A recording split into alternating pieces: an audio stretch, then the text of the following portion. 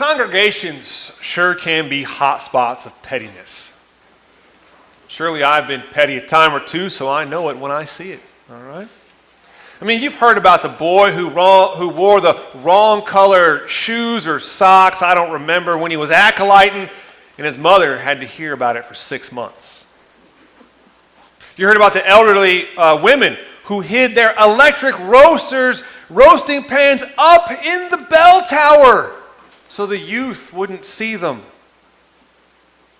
Maybe you heard about the church picnic, the big meal where they were serving to-go plates, where someone took photos of someone else's scooping onto the plate so they could accuse them later at the council meeting of not doing it correctly. Maybe you heard about the women's circle that ran off the entire next generation of women because they put too many chips on the plate. 11 only, thank you very much. Yeah. But you don't hear about the money counter who couldn't focus on it anymore.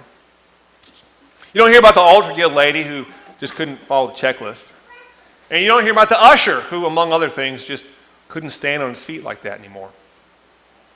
And at least some of the haters and the critics of those first sets of stories are the same people who were handled so graciously in the second set of stories.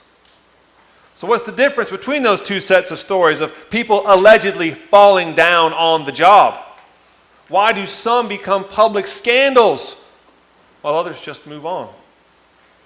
If you think it through, that first set of stories is people motivated for themselves who then make the excuse that begins, yeah, but. And the second set of stories is people motivated to make things better with mercy and forgiveness for others. Too often, Jesus' famous story about forgiveness that we heard this morning is explained like a canned hunt or like glamping, right?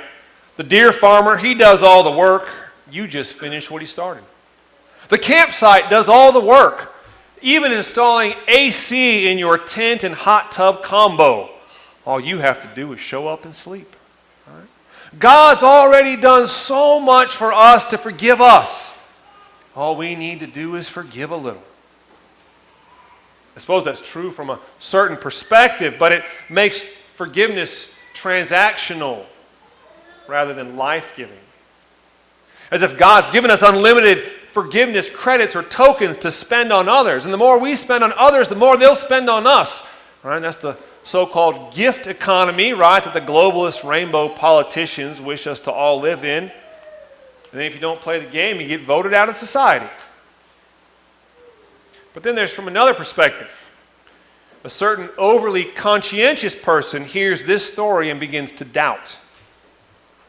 They doubt their own giving of forgiveness to others, which in turn leads them to doubt God's forgiveness to them in the first place, which then leads to doubting salvation in God's goodness, because we know that where there is forgiveness, there's life and salvation, and where there isn't, there's not. Not a very good explanation of Jesus' words either there. And of course, who can forget the ever popular Bible interpretation school of, yeah, but it doesn't matter. As in, yeah, but the Bible's pretty out of date. Yeah, but nobody really does that. Yeah, but God's grace is unconditional. So just believe that He forgives you. 4 common ways to get lost in this very little story from Jesus. Each of them making success or failure wholly up to you and me, which would be the opposite of grace. So Jesus' parable does something else for us on our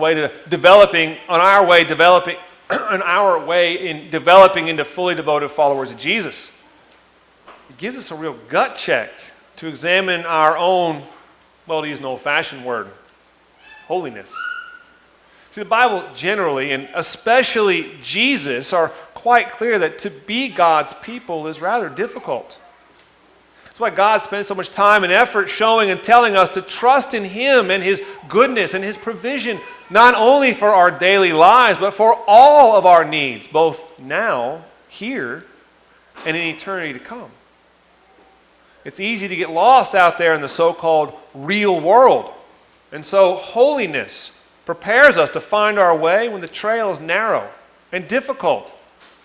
It teaches us to look for it and to see it no matter how faintly it's marked. And so in Jesus' story, the slave makes a critical mistake, thinking everyday life is all about him. The king's beneficence is about him. The outstanding debt he wants to collect is about him. And guess what? By the end of the story, it's all about him, isn't it? Me too. Look out for number one. It's as old as Adam and Eve in the garden. It's the same error those earlier examples of tiffs and grudges have. Thinking ministry is all about themselves. What's in it for them? So Jesus subverts this thing. He turns it around on us. The story is about the king's magnanimity, his gracefulness, his generosity, his compassion, his provision for his subjects and his kingdom. The king knows that his kingdom's not made better by a legalism that leads to injustice. In fact, how's that guy going to repay that sum of money? Right, this is more than lottery money in this story, 10,000 talents. This is Congress money, okay? Removing his productivity, and presumably his family's too, doesn't improve the kingdom either. And most of all, what's it do for the slave as a subject of the king? It diminishes him into mere potential to be exploited. Indeed, that's what forgiveness does. It gives up, it forgoes the right and the privilege to extract from others what we're owed. It ends the exploitation of the other person's potential of what's in it for me. Repayment, grudges, vengeance, getting even, being a victim, sympathy, favors, riding a high horse, resentment, contempt, hatred, mistrust, gossip, all those things that we want out of the situation. I think you get the idea. See, forgiveness removes not the historical event that happened, right? Instead, it anchors it where it belongs, way back in the past, not following us around forever. Forgiveness means that the injury, the trespass, even if it leaves a scar, even if it leaves us limping, no longer has a claim on the future. It will no longer be an open wound, causing new pain continuously. I suppose it is, in fact, somewhat mind over matter. We have to act like we're forgiven someone, that we've forgiven someone, in order to feel that way. But it's God at work in us making it happen.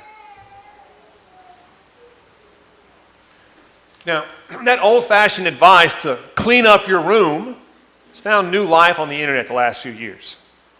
More than a call to mind your own business or a call to get busy, it's a question about improvement and repair where you're at now, especially the things of your own everyday life. It brings your heart and your mind, your body and your soul into alignment for a purpose. In Jesus' story, the wicked slave, he's aligned all right. He's aligned for selfishness and short-term gain. He misses the bigger picture of who he can be. In this gift of astronomical forgiveness, the king removes from the slave any impediment to fully be himself. Fortunately, the slave shows who he truly is when he is his best or actual self. No, yeah, buts about it.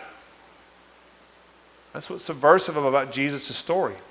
It warns us who we will be if we think life's all about us, and if we go along making yeah, but excuses for ourselves.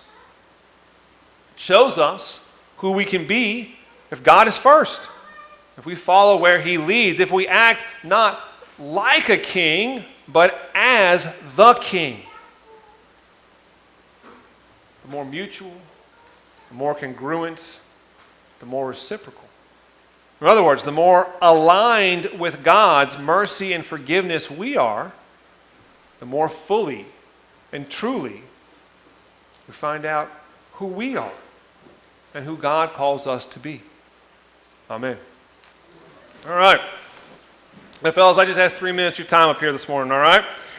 And first, thank you for coming down here, right? I appreciate that you guys are willing to come down here and participate.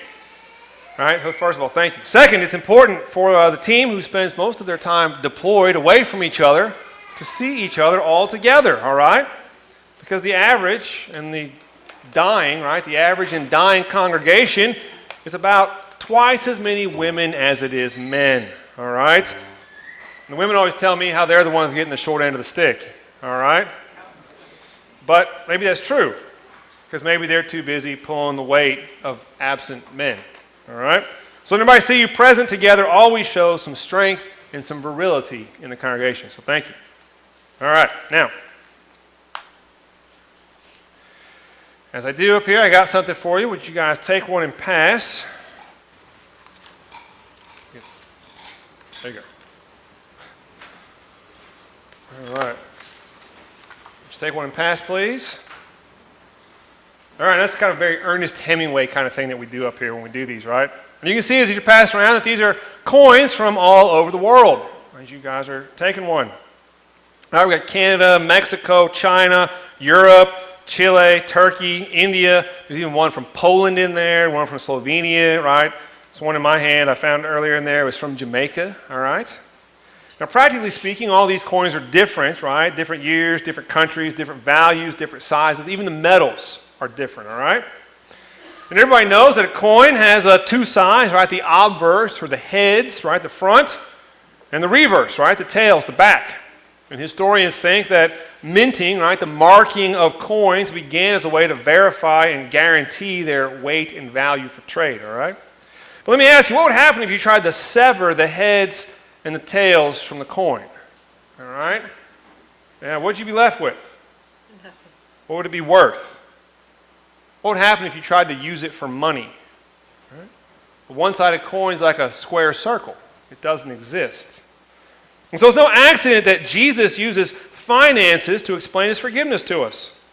Right? In fact, some of you guys know the old-fashioned translation of the Lord's Prayer. Forgive us our debts as we forgive our debtors. Right? That's the old-fashioned translation. Because the biblical assumption about life is that we owe God and we owe other people our own godly good behavior. We owe it to them. And like it or not, believe it or not, the truth is that God is with us every moment of every day.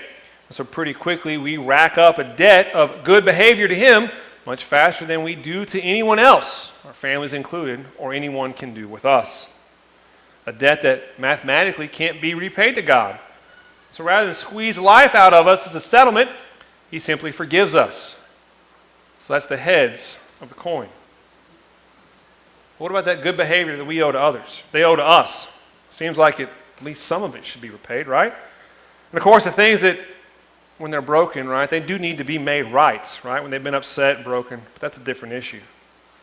But what do we do with the person who owes us, right? Not the thing, but the person. What do we do with the person who owes us? Well, once again, mathematically, you can't collect the debts, even if they're smaller. And well, you're not a bank, all right? So others' deficits are not your riches, right? If 40 guys each owe me $25,000, I'm not a millionaire, all right? So good thing we have an example of what to do for others. Forgive them, all right? That's the tails of the coin. So keep this coin in your pocket, all right? I want you to feel both sides of it, right? This is the lucky coin my grandfather kept in his own pocket. You can see it's rubbed smooth from all those years. So keep this in your pocket, right? Feel it between your fingers. When you blow it, when you screw up, right? When you break something, when you mess it up, learn to ask for forgiveness from God and from others.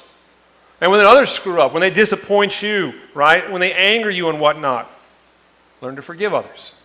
Heads and tails. If you split the coin, it's worthless. It makes you a fraud and a counterfeiter. But if you keep it whole, you'll discover the riches of God's kingdom. Amen.